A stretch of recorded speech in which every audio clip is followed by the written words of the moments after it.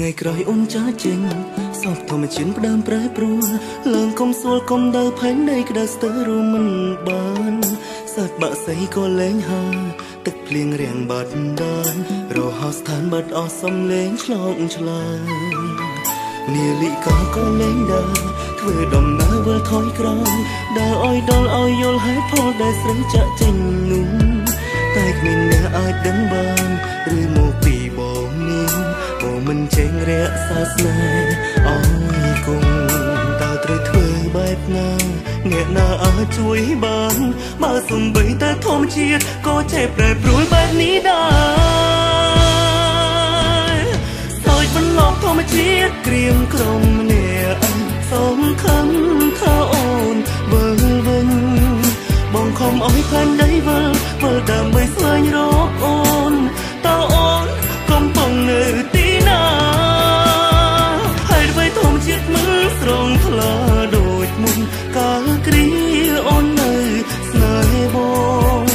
ឬមួយដល់ពេលវេលាលុះសត្វទាំងឡាយត្រូវបាត់បង់ស្របពេលនឹងផែនដីមួយនេះឈប់វើ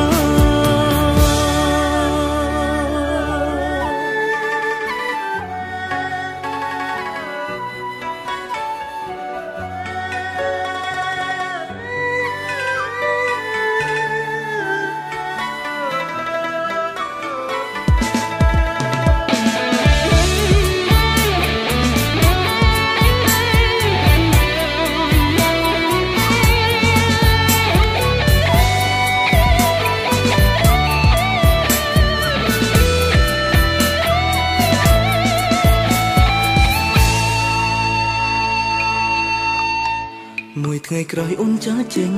សពធម្មជាតិផ្ដើមប្រែប្រួលឡើងកុំសួលកុំដើរផែននៃក្តៅស្ទើររួមមិនបានសាច់បាក់សៃក៏លែងហើទឹកភ្លៀងរាំងបាត់ដានរហោស្ថានបាត់អស់សំលេងឆ្លងឆ្លើយនាលិកាក៏លែងដើរធ្វើដំណើរវិលថយក្រោយដើរឲ្យដល់ឲ្យយល់ហេតុផលដែលស្រីចាក់ចេញនោះតែគ្មានអ្នកអាចដឹងបានឬមកពីបងនេះអូមិនចេញរក្សាស្នេហ៍អើយគង់តើត្រូវធ្វើបែបណាអ្នកណាអាចជួយបានបើសំបីតែធម្មជាតិក៏ចេះប្រែប្រួលបែបនេះដែរហើយបន្លប់ធម្មជាតិក្រៀមក្រុមម្នាក់សូមខំថាអូនវិលវិញបងខំអោយផែនដីវិលដើម្បីស្វែងរកអូនតើអូនកំពុងនៅទីណា